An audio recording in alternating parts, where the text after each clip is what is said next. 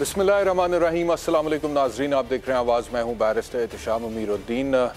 मसला ये है कि पाकिस्तान तहरीक इंसाफ की हुकूमत जब से गई है तब से दो बयानियाँ वो अवाम के सामने प्रेजेंट कर रहे हैं। पहला बयानिया तो बैरूनी साजिश के हवाले से है कि एक कंस्पिरेसी हुई है जिसके ऊपर कल सेमिनार भी हुआ इस्लामाबाद में, और बड़ा इंटेलेक्चुअल तरीके से वहाँ पर ये इस्टेब्लिश करने की कोशिश की गई कि रजीम चेंज ऑपरेशन कैसे पाकिस्तान में हुआ, और दीगर दुनिया के ममालिक की मिसालें देकर कि वहाँ पर भी होता रहा है, और हर बंदा अपने तय उसमें अपना हिस्सा डाल रहा था जितने भी लोग वहाँ पर मौजूद थे। तो एक बयानिया तो ये है।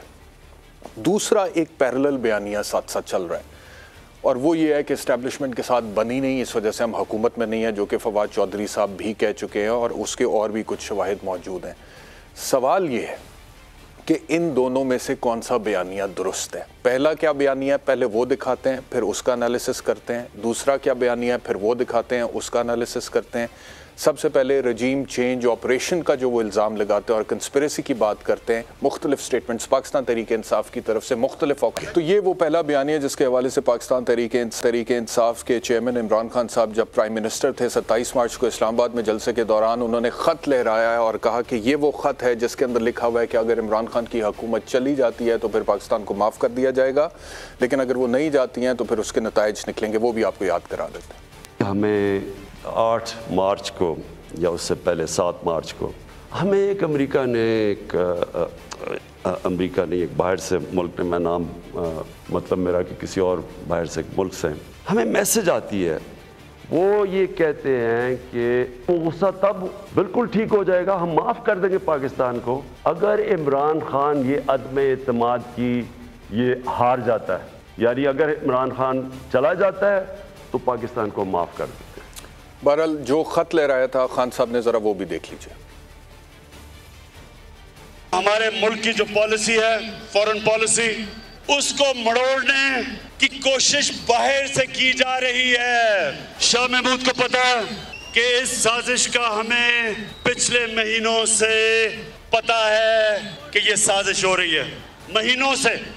अब जहाँ तक इस बयानिए का ताल्लुक है कि बैरूनी साजिश हुई है पाकिस्तान में जिसकी वजह से रजीम चेंज ऑपरेशन हुआ है, मेरा कंसिस्टेंट एक पॉइंट ऑफ व्यू उसके हवाले से है कि मुझे नहीं समझ में आता कि बैरूनी साजिश के नतीजे में रजीम चेंज ऑपरेशन पाकिस्तान में हो जाए, एक फ़ौज के होते हुए जो कि एक ज़बरदस्त फ़ौज है, ISI के होते हुए जो कि एक ज़बरदस्त इंटेलिजेंस एजेंसी है, और फिर नेशनल सिक्योरिटी काउंसिल का जो एलामिया आया था 31 मार्च को, 27 मार्च को इमरान खान साहब ने ख़त लहराया था जलसे में, और 31 मार्च को नेशनल सिक्योरिटी काउंसिल का इजलास हुआ था और फिर एलामिया आया था जिसमें साजिश की कोई बात नहीं, जिसमें कहा गया ये जो मरासला है ये मुदाखलत के मुतरादिफ है। फिर उसको इमरान खान साहब ने जिस तरह से इस्तेमाल किया वो एक अलग कहानी है। बहरहाल कल असद उमर साहब इज़ ऑन रिकॉर्ड कि उन्होंने खुद एक टेलीविज़न शो में कह दिया कि इस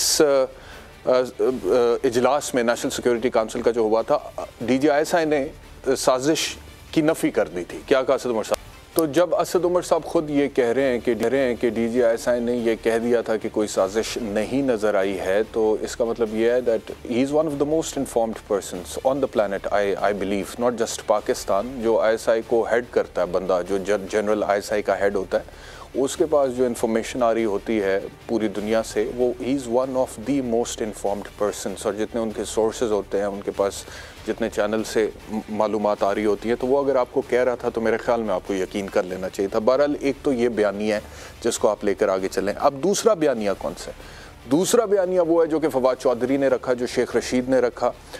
फवाद चौधरी ने पहले क्या कहा था आपको सब, तो अब ये जो बयानिया है इसके मुताबिक फवाद चौधरी साहब ये फरमा रहे हैं कि इस्टेब्लिशमेंट से अगर ताल्लुकात ख़राब ना होते तो हुकूमत में होते, यानी कि ताल्लुकात इस्टेब्लिशमेंट में से ख़राब होने की वजह से हम हुकूमत से बाहर निकल गए।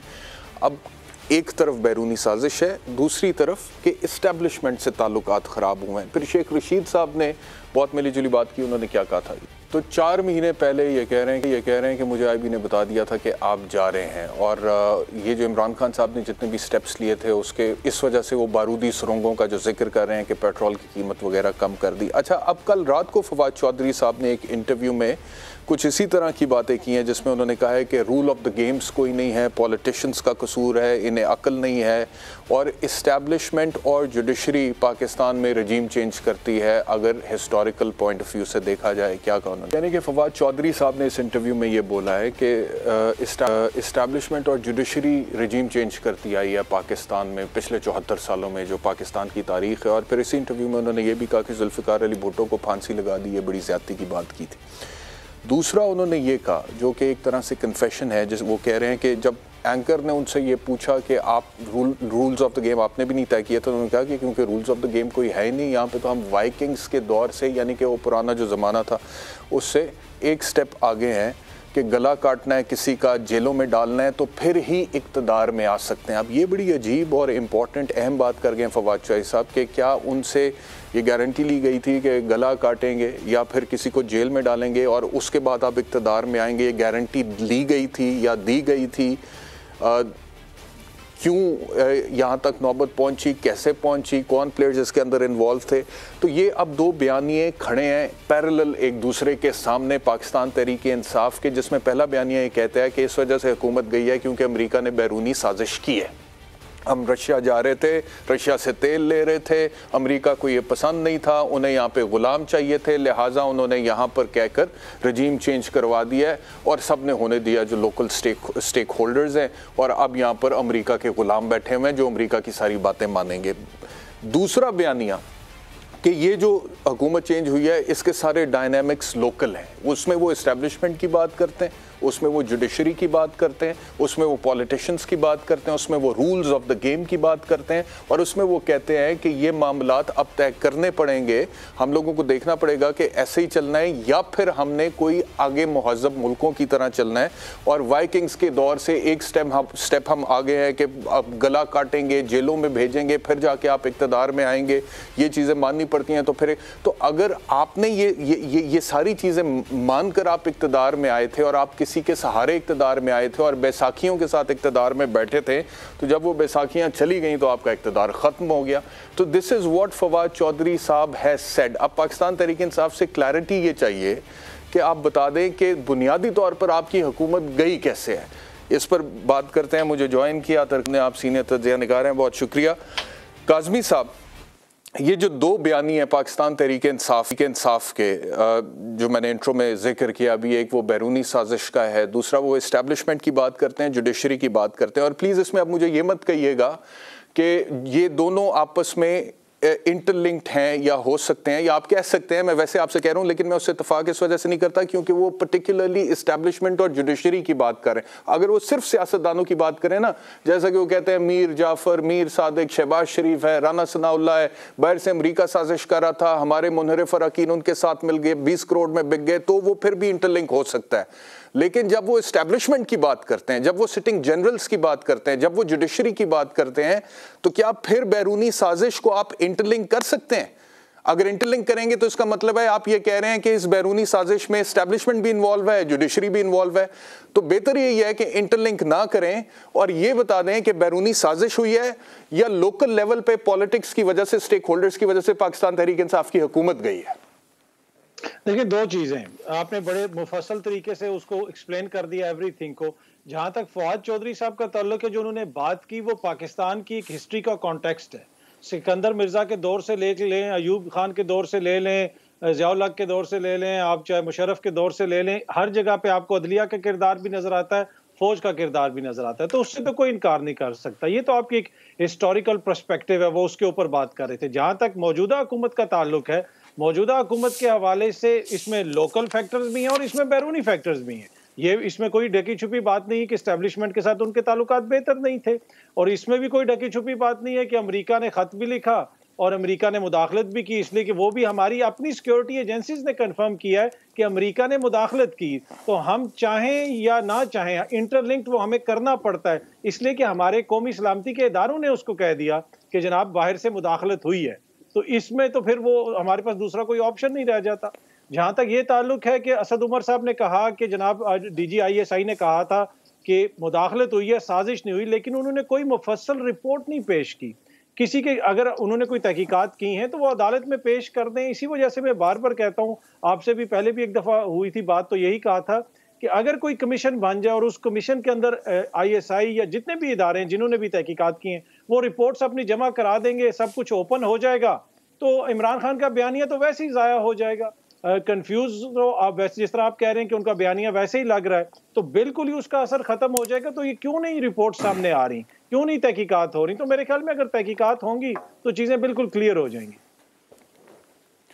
کاظم صاحب, ایک تو یہ جو آپ نے کہا کہ قومی سلامتی کے اداروں نے کہہ دیا تھا کہ مداخلت ہوئی ہے, انہوں نے یہ کہا تھا کہ مداخلت کے مترادف ہے یہ مراسلہ, اور اگر اس کو یہ بھی مان لیا جائے کہ انہوں نے کہا کہ یہ مراسلہ مداخلت کے مترادف ہے تو اس کا مطلب یہ تھا کہ یہ وربل انٹرفیرنس ہے. انہوں نے کہیں یہ نہیں کہا کہ physical interference for the purposes of regime change ہوا ہے. اگر تو یہ کہیں پر کہا ہے قومی سلامتی کے اداروں نے اور وہ ریکارڈ پہ ہے تو مجھ سے ضرور شیئر کیجیے گا, لیکن میری انفارمیشن کے مطابق ایسی کوئی بات نہیں ہے. دوسری بات, آپ کہہ رہے ہیں فوج کا کردار, جوڈیشری کا کردار 74 سالوں سے, بالکل صحیح کہہ رہے ہیں, میں آپ سے اتفاق کرتا ہوں. 200 کیس سے شروع ہوتا ہے کہ جب وہ مولوی تمیز الدین والا کیس آیا تھا, اور اس کے بعد اسمبلی کا جو معاملہ ہوا, اس کے بعد جنرل ایوب خان کا دور آیا, مارشل لا جو ہے سپریم کورٹ نے اس کو ویلیڈیٹ کیا, پھر جنرل ضیاء الحق کا دور آیا, اس کے بعد جنرل مشرف کا دور آیا. تو فوج کا کردار بھی ہے, جوڈیشری کے متنازع فیصلے بھی ہیں. لیکن یہاں پر اب میں صرف یہ کلیئرٹی چاہتا ہوں, کیونکہ پاکستان تحریک انصاف کا ووٹر سپورٹر بھی اس بات سے کنفیوز ہو رہا ہے میرے خیال میں. اگر تو بیرونی سازش کی وجہ سے حکومت گئی ہے تو ہمیں بتا دیں, اس پہ ہم آپ سے بات کر لیتے ہیں. لیکن اگر آپ کہتے ہیں کہ اس وجہ سے جو پاکستان کی 74 سالہ تاریخ ہے وہ 200 کیس سے لے کے ایوب خان, ضیاء الحق, مشرف, مارشل لا, اس وجہ سے حکومت گئی ہے, تو بھی آپ ہمیں بتا دیں. لیکن آپ فوج کو, جوڈیشری کو اور امریکہ کی سازش کو انٹر لنک کیسے کر سکتے ہیں؟ اگر یہ پاور گیم لوکل لیول پہ ہے پھر ہمیں بتا دیں, وہ سمجھ آتی ہے, اس پہ ہم بحث کر سکتے ہیں کہ سٹیک ہولڈرز ہوں گے. لیکن فوج اور جوڈیشری کو امریکہ کی سازش سے ہم انٹر لنک کر سکتے ہیں آپ کے خیال میں؟ دیکھیں, وہ انٹر لنک نہیں کر رہے, اس میں لوکل پلیئرز ہیں اور انٹرنیشنل پلیئرز ہیں. جب انٹرنیشنلی آپ کے اوپر دباؤ ہو, انٹرنیشنل پلیئر آپ کو ہٹانا چاہتے ہوں, تو لوکل پلیئرز پھر اس کا فائدہ اٹھاتے ہیں. اسی وجہ سے وہ کہتے ہیں کہ امریکہ کو بھی ناپسند تھا اور پاکستان کے اندر جو سیاسی قوتیں تھیں ان کو بھی ناپسند تھا. اور دوسری بات یہ ہے کہ جو قومی سلامتی کے ادارے ہوتے ہیں دنیا میں کہیں پہ بھی ہوں, ان کا لفظ جو ہوتا ہے وہ حرف آخر نہیں ہوتا. جب افغانستان فال ہوا, اس سے 2 ہفتے پہلے بائیڈن صاحب کہہ رہے تھے ٹی وی پہ آ کے کہ جناب طالبان کی وہاں پہ کبھی حکومت آئی نہیں سکتی, مجھے CIA نے بتایا. تو ISI سے تو زیادہ ریسورسز CIA کی ہیں. اگر CIA وہاں پہ رانگ ہو سکتا ہے تو ISI بھی رانگ ہو سکتی ہے نا. تحقیقات ہوں گی تو پتہ چلے گا نا. جہاں تک مداخلت کا تعلق ہے, ہم نے دیکھا ایبٹ آباد میں مداخلت ہوئی تھی, امریکی ہیلی کاپٹر آ گئے تھے اور ہمیں پتہ ہی نہیں چلا تھا. بعد میں جب تحقیقات ہوئی تو پھر پتہ چلا کہ اس میں سازش بھی ہے, پھر اس میں ڈاکٹر شکیل آفریدی گرفتار بھی ہوئے, پتہ بھی چلا کہ مقامی سہولت کار بھی ہیں. تو سم ٹائم مداخلت ہو جاتی ہے, تحقیقات ہوتی ہیں اور پھر سازش کا پتہ چلتا ہے. تو اس میں اتنی کوئی, میرا نہیں خیال کہ کوئی بڑی چیز ہے. مجھے اس میں نہیں, لیکن جب فواد چودھری بولتے ہیں, جی کاظمی صاحب, جب فواد چودھری یہ بولتے ہیں کہ اگر اسٹیبلشمنٹ کے ساتھ تعلقات ٹھیک ہوتے تو پھر ہم حکومت میں ہوتے. پھر عمران خان صاحب, ابھی یہ میں ایک ان کا سٹیٹمنٹ سنا دیتا ہوں, یہ سیمینار میں انہوں نے جنرل فیض کے حوالے سے کہا کہ میں نے کبھی سوچا بھی نہیں تھا نومبر کی تقرری کے حوالے سے. یہ جو بات ہے نا, وہ آپ جو سازش کی بات کر رہے ہیں, یہ اس سے بالکل ڈیفرنٹ ایک ہمیں گراؤنڈ لگتی ہے, بنیاد رکھتی ہے, جس کے اوپر وہ ایک پیرلل بیانیہ بلڈ کر رہے ہیں. وہ پاور گیم کی بات کر رہے ہیں, وہ پاور پالیٹکس کی بات کر رہے ہیں. عمران خان صاحب یہ بتانے کی کوشش کر رہے ہیں کہ گمان یہ ہو گیا تھا دوسری طرف کہ میں جنرل فیض کو chief of the army staff بنانا چاہتا ہوں, اس وجہ سے وہ لوگ خوف میں چلے گئے, لیکن مجھے تو اپنا آرمی چیف لانے کی ضرورت نہیں تھی. اور فواد چوہدری صاحب بھی یہی کہتے ہیں کہ اسٹیبلشمنٹ کے ساتھ تعلقات ٹھیک ہوتے تو ہم حکومت میں ہوتے. یعنی کہ وہ حکومت میں ہونے سے, حکومت میں ہونے کے حوالے سے اسٹیبلشمنٹ جو ہے اس کو وہ سب سے اہم پلر مان رہے ہیں, اور دوسری طرف پھر سازش پہ چلے جاتے ہیں. بہرحال خان صاحب نے کیا کہا ہے ذرا سن لیں. خرم دستگیر نے بات کی کہ جی اپنا آرمی چیف لے کے آئے گا. عمران خان کو کوئی ضرورت نہیں اپنے آرمی چیف رکھنے کی, مجھے کوئی اپنی چوری نہیں بچانی. اللہ کے سامنے میں حاضر ہو کے یہ بات کرتا ہوں, میں نے کبھی نہیں سوچا تھا کہ نومبر میں کس کو آرمی چیف بنانا ہے. یہ جو ان کی اپنے ذہن میں خوف آ گیا تھا کہ جناب میں وہ جنرل فیض کو لانا چاہتا ہوں, بلینز آف ڈالرز ان کے باہر پڑے, تو ان کو خوف ہے اس کا.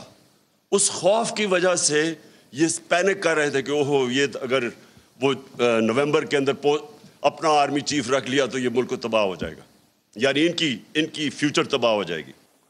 अब देखें ना, ये जो कह रहे हैं इमरान खान साहब जनरल फैज़ के हवाले से, फिर फवाद चौधरी ने कल सेमिनार में एक शेर भी पढ़ा और उन्होंने कहा कि दिल तो बड़ा करता है कि सच बोलूं लेकिन हौसला नहीं होता। तो ये बिल्कुल एक पैरेलल नैरेटिव है, आपको नहीं लगता? और अगर यही बात है तो फिर खुल के कर दें, खुल के बात करें।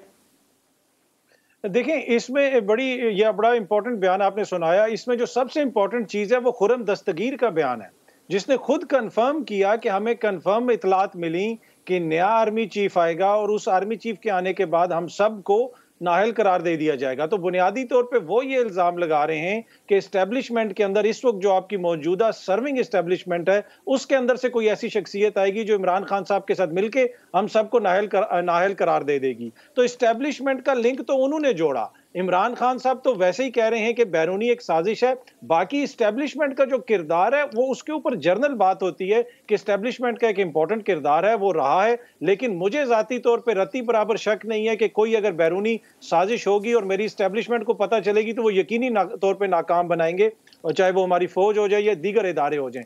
लेकिन पता कब चलेगा? जब तहकीकात होंगी तो पता चलेगा ना। समटाइम हो जाती है साजिश, नहीं पता चलता। मैंने आपको अमेरिका की मिसाल दी, तो जरूरी है कि तहकीकात हो जाए और दूध का दूध और पानी का पानी हो जाए। इसमें इतनी इसके नहीं, लेकिन इसका मतलब है आप ये कह रहे हैं कि इमरान खान को पता लग गया, फवाद चौधरी को पता लग गया, शेख रशीद को पता लग गया, हत्ता कि आपको भी पता लग गया, लेकिन ISI को नहीं पता लगा कि बैरूनी साजिश हुई है। नहीं, ISI को मैं ये तो नहीं कह रहा कि उनको नहीं पता लगा, लेकिन उनकी जो तहकीकात है वो सामने क्यों नहीं रखते? देखें, यहाँ पे बैरिस्टर साहब, ये बात यहाँ से शुरू हुई थी। ये बयानिया शुरू कहाँ से हुआ था कि अमेरिका का तो कोई खत आया ही नहीं, इस तरह की तो कोई बात ही नहीं है। अगर खत आया तो उसको पब्लिक करें। अब जो है हम हुकूमत में आएंगे तो हम पब्लिक करेंगे। ना उन्होंने हुकूमत में आके पब्लिक किया, ना हुकूमत से पहले किसी ने पब्लिक होने दिया। अगर आप खत भी पब्लिक नहीं करते तो आप तहकीकात तो पब्लिक कर देना। आपने जो रिपोर्ट की, जितने अफसरान ने उसके ऊपर तहकीकात की, कौन कौन सा अफसर उसमें शामिल था, किस किस तक आपको रसाई हासिल थी, क्या आपने इंटरव्यूज किए, वो सब कुछ आप चीफ जस्टिस पाकिस्तान को दे दें, अदालत में पेश कर दें। किसी फोरम पे तो उसको सामने रखे ना कि क्या तहकीकात की। ये तो नहीं हो सकता ना कि बैरिस्टर एहतशाम साहब या अतर काज़मी बैठ के कह दे कि मैंने कह दिया जी साजिश नहीं हुई। इसी तरह कोई भी इदारा, उसका लफ्ज जो है वो हरफे आखिर नहीं है। तहकीकात होंगी तो लोगों के सामने रखी जाएंगी तो लोग मानेंगे। ये नहीं हो सकता कि आप कह दें कि हमने कह दिया तो हो गया। बैरूनी साजिश के हवाले से चलें, आप कहते हैं कि DGISI का कहना काफ़ी नहीं है, इसके ऊपर तहकीकात होनी चाहिए, इसके ऊपर कोई रिपोर्ट होनी चाहिए, उसके बाद फिर आप मानेंगे जुडिशल। मैं पहले भी कह चुका हूं कि अगर जुडिशल इंक्वायरी होती है इस हवाले से तो सुप्रीम कोर्ट ने अपने तई तो कोई इंक्वायरी नहीं करनी। Supreme court is a constitutional court, उन्होंने भी ISI से ही पूछना ना जी, और ISI ने वहाँ पे जाके बताना है कि जी ये सर ये मामलात हैं, और उसकी रोशनी में उन्होंने वो मुरतब कर देनी है अपना फैसला, जो भी वो उस हवाले से देंगे। लेकिन जुडिशल कमीशन की रिपोर्ट आज तक पाकिस्तान में पब्लिक नहीं हुई है। लेकिन ये जो दूसरी साइड है जिसके हवाले से मैं बात कर रहा हूँ इस्टेब्लिशमेंट की, क्या ये बात दुरुस्त नहीं है? लेट्स बी वेरी ऑनेस्ट अतर काज़वी साहब, कि इस्टेब्लिशमेंट क्या पॉलिटिक्स में मुदाखलत उतनी देर तो बहुत बुरी लगती है जब आप अपोजिशन में होते हैं, और इसमें पाकिस्तान तहरीक इंसाफ वाले भी शामिल है, आजकल बहुत बुरी लग रही है। लेकिन द मोमेंट आपके इस्टेब्लिशमेंट के साथ ताल्लुकात ठीक होते हैं, आपका एक पेज कायम होता है, तो फिर वो आपको बहुत अच्छे लगते हैं जैसे ही आप हुकूमत में जाके बैठ जाते हैं। और 3.5 साल पाकिस्तान तहरीक इंसाफ वाले अपने आइडियल ताल्लुकात की मिसालें देते रहे हैं एक पेज की, और अब वो कह रहे हैं रूल ऑफ द गेम्स तय होने चाहिए। एक दफ़ा माइंड बना लेना, weather be in the government और ऑपोजिशन, एस्टेब्लिशमेंट की मुदाखलत होनी चाहिए सियासत में या नहीं होनी चाहिए। अगर होनी चाहिए तो फिर ठीक है, अगर नहीं होनी चाहिए तो फिर किसी सूरत भी नहीं होनी चाहिए, चाहे आपको गवर्नमेंट ही वो क्यों ना ऑफर कर रहे हो। ये तो फिर वाकई सियासतदानों का कसूर है ना। नहीं, मैं आपसे 100% एग्री करता हूं। और उसमें भी देखें, जो तहकीकात का मामला भी है उसमें DG ISPR ऑन रिकॉर्ड हैं। उन्होंने कहा है कि तहकीकात हो, हम हर तरह का ताउन करेंगे। सियासतदानों का कसूर है, वो चीज़ों को कॉम्प्लिकेटेड बनाते हैं। और ये जब इस्टेब्लिशमेंट के साथ इनके हुकूमत में होते हैं तो कहते हैं इस्टेब्लिशमेंट बड़ी अच्छी है, जब हुकूमत से निकलते हैं उस पर इल्ज़ामात भी लगाते हैं। लेकिन एक छोटा सा फ़र्क है, इमरान खान की हुकूमत में जो एक पेज था ना, उस एक पेज की लोगों को बहुत ज़्यादा तकलीफ थी। इमरान खान की हुकूमत में ना कोई डॉन लीक्स हुआ, इमरान खान की हुकूमत में ना कोई मेमो गेट का स्कैंडल आया। इमरान खान की हुकूमत में जो बाहर के मुल्कों से सफ़ीर आते थे उनको ये नहीं कहा जाता था कि जी फौज का बड़ा प्रेशर है, आप फौज से बात कर लें। یا فوج کا اونس نہیں لیا جاتا تھا. ہر بری لیکن عمران خان کی حکومت کے جانے کے بعد جو سوشل میڈیا پہ کیمپین ہو رہی ہے عسکری اداروں کے خلاف اور ان کے ہیڈز کے خلاف, وہ بھی بے مثال ہے. اس سے پہلے انپریسیڈنٹڈ ہے, کچھ اس طرح کا بھی نہیں ہوا تھا.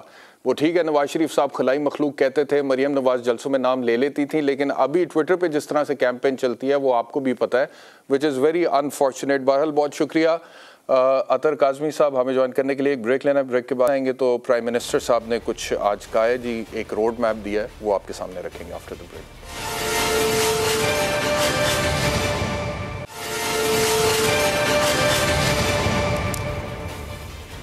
Welcome back to Awaz. بات کرتے ہیں معیشت کے حوالے سے. وزیر اعظم پاکستان شہباز شریف نے معیشت سمیت تمام چیلنجز سے نپٹنے کے لیے ایک اسٹریٹجک روڈ میپ تشکیل دیا ہے, اور اس میں وہ کہہ رہے ہیں کہ جی غربت کے خاتمہ ہوگا, آمدن میں اضافہ کیا جائے گا, بیرونی سرمایہ کاری میں اضافہ کیا جائے گا, بجلی اور گیس کے شعبوں میں اصلاحات کی جائیں گی, کمزور طبقات کے سماجی تحفظ پر بھی اس حوالے سے بات ہوئی ہے. کیا کہا ہے شہباز شریف صاحب نے, ذرا میں آپ کو یہ بتانا چاہتا ہوں کہ ابھی مشکلات آنی ہیں, کچھ ہو جائے میں بات وہی کروں گا جو سچی ہے. یہ نہیں کہیں گے جناب ہم 300 ارب ڈالر لے کے آئیں گے, ہم جناب دودھ اور شہد کی نہریں بہا دیں گے, ہم جناب پاکستان کے نیا پاکستان لے کے آئیں گے. نیا پاکستان, اب میں کہتا ہوں جو قائد کا پاکستان ہے اس کی طرف ہم چل پڑیں تو یہ بہت بڑی ہماری جیت ہوگی. بالکل آئی ایم ایف سے ہمارا معاہدہ جو ہے وہ شرائط جو ہے آلموسٹ وہ طے ہو گئی ہیں, لیکن آئی ایم ایف کے معاہدے کے نتیجے میں کیا راتوں رات خوشحالی آ جائے گی؟ بالکل نہیں. ہمیں اپنی جو فائنینشیل پوزیشن ہے اس کو مستحکم کرنا ہے. تو یہ جو اسٹریٹجک روڈ میپ دیا ہے میاں شہباز شریف نے, جس میں وہ کہتے ہیں کہ تمام چیزیں کی جائیں گی, غربت کا خاتمہ اور کمزور طبقات کا سماجی تحفظ, اس کے باوجود وہ یہ کہتے ہیں کہ باہر آئی ایم ایف سے یا چین سے پیسے آئیں گے تو 300 ارب ڈالر آ جاتا ہے, اس سے فوری طور پہ کوئی دودھ اور شہد کی نہریں نہیں بہہ جائیں گی. مشکل فیصلے ابھی ہونے ہیں اور مشکل ٹائم ابھی آنا ہے. ہمیں جوائن کیا پاکستان مسلم لیگ سے ہنا پرویز بٹ صاحبہ نے, بہت شکریہ ہنا صاحبہ ہمیں جوائن کرنے کے لیے. عوام کا سوال یہ ہے کہ 2 مہینے میں 84 روپے فی لیٹر پیٹرول کی قیمت میں اضافہ ہو گیا ہے, باقی بھی یوٹیلیٹی سٹورز پر اشیاء خود نوش کی قیمتوں میں بہت زیادہ اضافہ ہوا ہے, اور آپ لوگ پہلے یہ کہتے تھے کہ یہ نالائق ہیں, نا اہل ہیں, ہم حکومت میں آئیں گے تو چیزیں بہتر ہو جائیں گی. لیکن ابھی احسن اقبال صاحب کا بھی ایک سٹیٹمنٹ آیا کہ 2 کی بجائے 1 چائے کی پیالی پر اکتفا کریں تو اکانومی کو فائدہ ہوگا. اس سے پہلے پی ٹی آئی والے کہتے تھے 2 کی بجائے 1 روٹی کھا لیں, تب آپ تنقید کرتے تھے. اب پرائم منسٹر صاحب کہہ رہے ہیں کہ ابھی تو مشکل وقت آنا ہے, اور کون سا مشکل وقت آنا ہے؟ دیکھیے سب سے زیادہ مشکل وقت تو آئی تھنک عوام نے گزار لیا ہے, کیونکہ عمران خان نے جس طرح ان دا لاسٹ 3.5 years ملک کو تباہ و برباد کیا. میں اس کا تھوڑا سا آپ کو ریلیٹیو بتا دوں. 2018 میں جب ہم نے حکومت چھوڑی تو جی ڈی پی 5.8 تھا, مہنگائی 4% تھی, پاکستان اکنامک جو ہے ہماری پرفارمنس بہت بہتر تھی, اور ایشین ٹائیگرز میں آپ کو پتہ ہے احسن اقبال کی آپ بات کریں, احسن اقبال نے اس کا پورا روڈ میپ تیار کیا تھا. تو جو 3.5 years ان کی چاہے نااہلی ہے یا انکمپٹنس ہے, وہ ہمارا مشکل ترین وقت جو ہے وہ گزر گیا ہے. ان کی مشکل جو ان کی بری پالیسیز کی وجہ سے ہم نے مشکل ترین وقت گزار دیا. لیکن بالکل میں شہباز شریف صاحب کی بات سے اگری کرتی ہوں.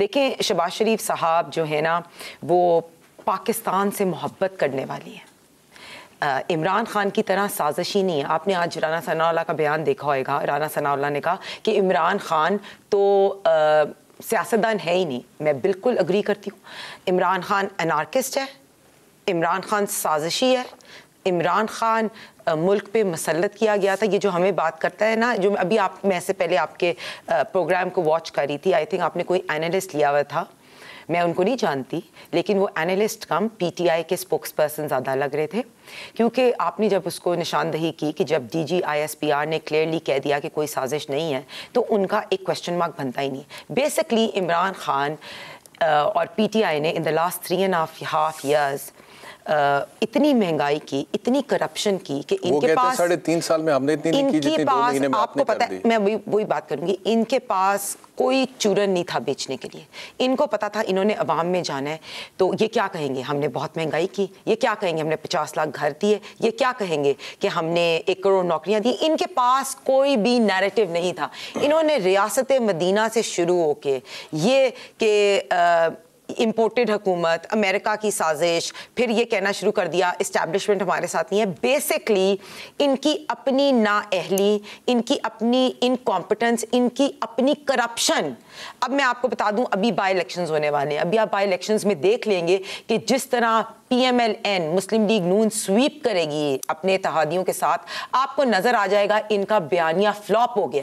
انہوں نے اپنی, دیکھیں میری بات سنیں, آپ نے جتنی بھی باتیں کی ہیں وہ عمران خان کی حکومت کے جو مسائل ہیں بہت سارے, ان سے میں آپ سے اتفاق کرتا ہوں کہ 50 لاکھ گھر نہیں دے سکے, 1 کروڑ نوکریاں نہیں دے سکے, خوشحالی نہیں دے سکے, ریاست مدینہ کی سمت میں جانا تھا وہ نہیں کر سکے, قانون کی بالادستی نہیں ہو سکی, بہت ساری چیزیں ہیں جو کہ آپ بالکل صحیح کہہ رہی ہیں. لیکن جو مہنگائی عمران خان کے دور حکومت میں ہوئی ہے 3.5 سال میں, اگر تو آپ کی حکومت میں آنے کے بعد اس مہنگائی کو بریک ہی لگ جاتی, بالکل میں یہ پہلی تو بات یہ ہے کہ لیکن 3.5 سال میں, سن تو لیں سوال تو پورا سن لینا, 3.5 سال میں انہوں نے جتنی مہنگائی کی تھی اس سے زیادہ آپ نے 2 مہینے میں کر دی. نہیں بالکل, میں آپ سے 14% وہ چھوڑ کے گئے تھے, ابھی بھی آپ انفلیشن دیکھ لیں اتنی ہے. ہفتہ وار شرح 28% پہ چلی گئی. نہیں, ان کی بھی 20+ تھی. میں آپ یہاں شو پہ بیٹھ کے یہ بالکل نہیں کہوں گی, اور میں بالکل یہ انڈورس نہیں کرتی کہ میں کہوں کہ مہنگائی نہیں ہے, بالکل ہے مہنگائی. 25 روپے ڈالر مہنگا ہوا, اب 2-3-4 روپے نیچے آئے. 2-3 چیز باتیں آپ کو کر دوں. دیکھیں, ایک تو آپ نے دیکھا ہے کہ آج ڈالر جو ہے وہ نیچے آیا ہے, ٹھیک ہے. آئی ایم ایف کی ڈیل جو ہے وہ آج مفتاح اسماعیل نے بھی کہہ دیا, اور وہ اسپوکس پرسن ہے, وہ آپ کو بتائیں گے کہ آئی ایم ایف کی ڈیل فائنل ہے انشاءاللہ تعالیٰ. اب آپ نے دیکھا ڈالر بھی کام ہو گیا ہے, اسی طرح چائنا سے پیسے بھی آ جائیں گے. یہ جو پوری چیز ہوئی, دیکھیں آئی ایم ایف کا جو اسٹیٹمنٹ آئی فیبرری 2020 آئی ایم ایف کی رپورٹ, انہوں نے کمٹمنٹ کی تھی کہ 30 روپیز پیٹرولیم ڈیولپمنٹ لیوی پر منتھ بڑھائیں گے, ٹھیک ہے. اگر آپ نے آئی ایم ایف سے کمٹمنٹ کی تھی اور ان کو پتا چلا کہ ان کی حکومت جو ہے وہ ختم ہونے والی ہے اور یہ ووٹ آف نو کانفیڈنس سے گھر جانے لگے ہیں, تو انہوں نے فوری اپنی کمٹمنٹ نہیں پوری کی. میں وہی کہتی ہوں, ہمارے لیے ریاست پہلے ہے, سیاست بعد میں ہے.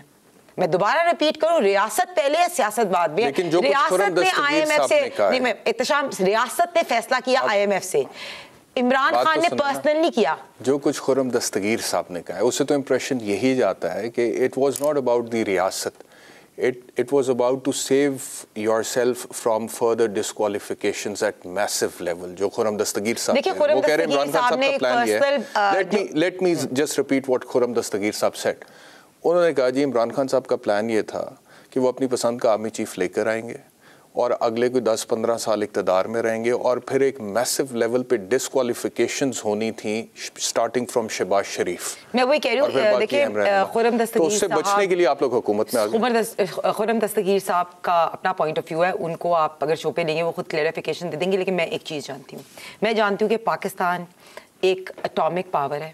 پاکستان کی جو فورس ہے, آرمڈ فورسز, وہ ہمارا ایک بہت ویلیوبل ادارہ ہے. اگر کوئی سیاستدان اسپیشلی عمران خان صاحب آ کے یہ کہیں کہ پاکستان 3 حصوں میں ڈیوائڈ ہو جائے گا, یا یہ کہیں کہ میں نہیں رہا تو اس سے بہتر ہے پاکستان پہ اٹامک بامب گر جائے, یا ہماری افواج پہ اٹیک کریں, یا ان کے لوگ باہر آ کے آرمی کے خلاف, اگر وہ میری بات سنیں, وہ کیسے آ کے, وہ کیسے ایک ایکس پرائم منسٹر, انہوں نے یہ نہیں کہا کہ یہ ex prime minister, Y would he come and take the name of one particular person? Why?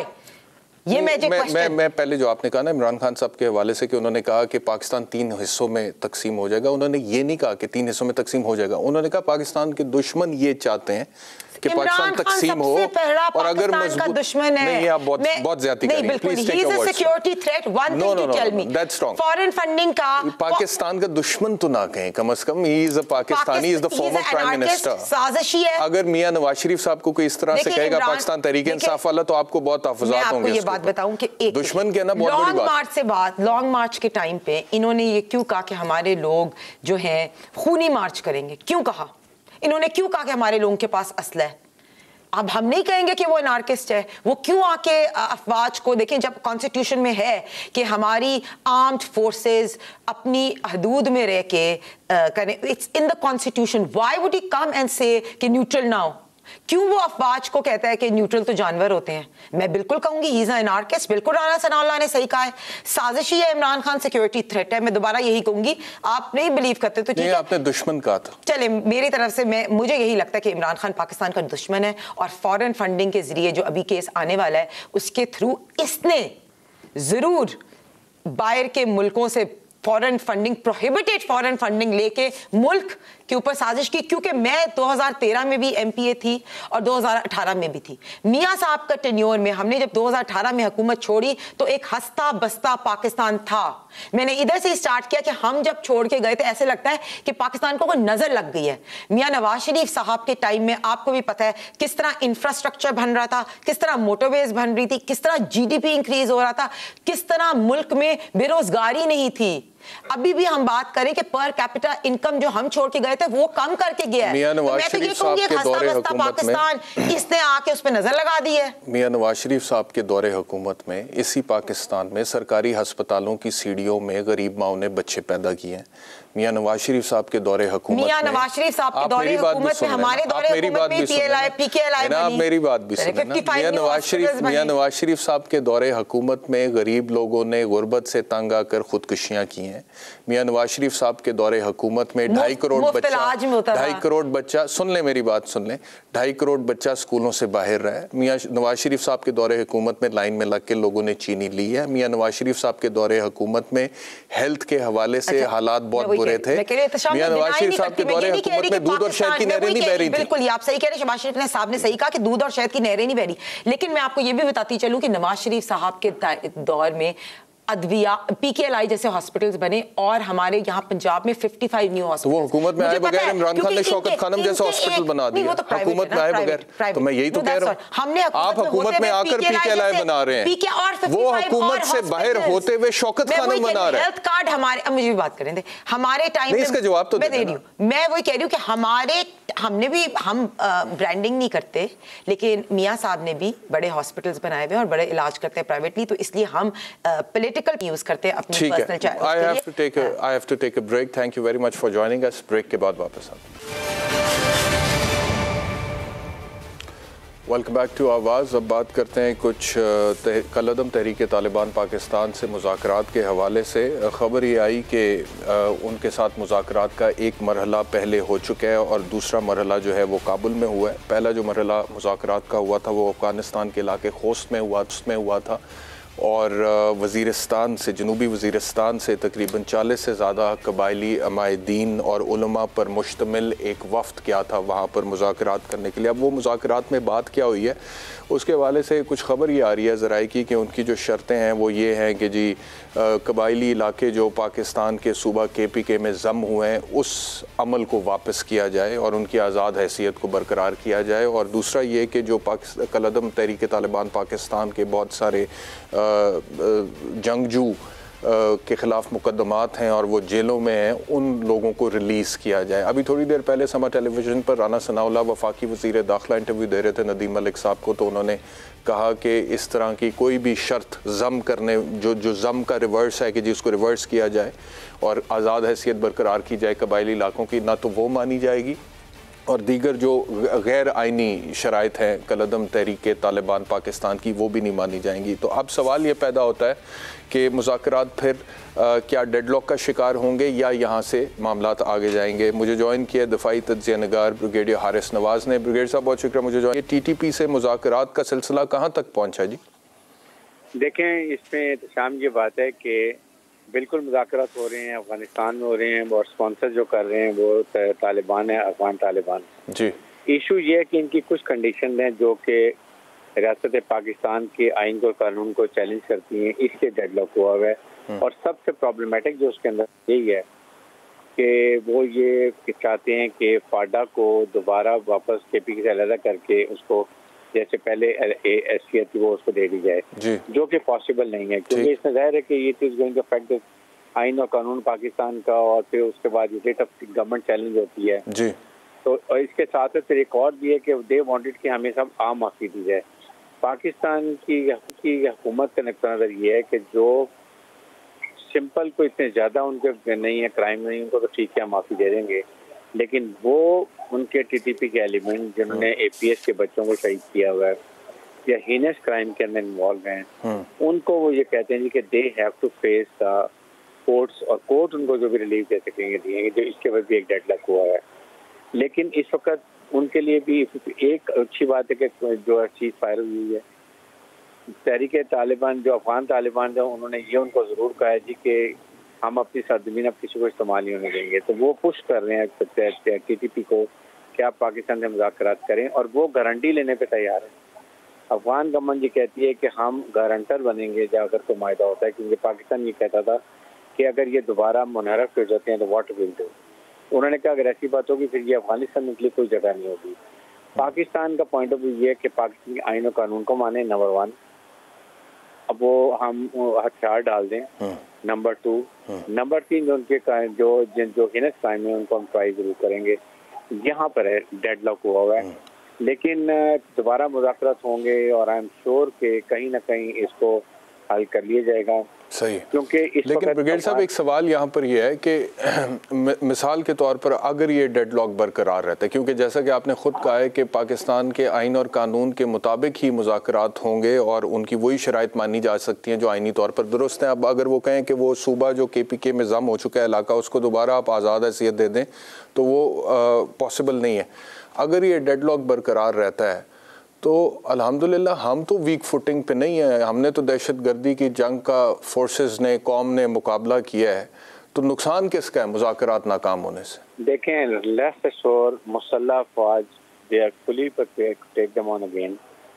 یہ کوئی 400-500 ٹوٹل رہ گئے ہیں, اور فوج ان کو بہت اچھی طریقے سے سارٹ آؤٹ کرے گی, کیونکہ they know what to do, they are battle hard and fully trained, they know how to settle them also.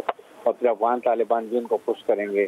اگر افغان طالبان کو وہاں سے نکالتے ہیں دوبارہ یہ فاٹا کے رنگ میں آئیں گے جہاں پہ پاکستانی مسلح. بالکل ٹھیک ہو گیا. بریگیڈ صاحب بہت شکریہ ہمیں جوائن کرنے کے لیے. ختم ہو گیا, بہت شکریہ دیکھنے کے لیے. انشاءاللہ پھر آپ سے ملاقات ہوگی. اپنا خیال رکھیے. اللہ حافظ.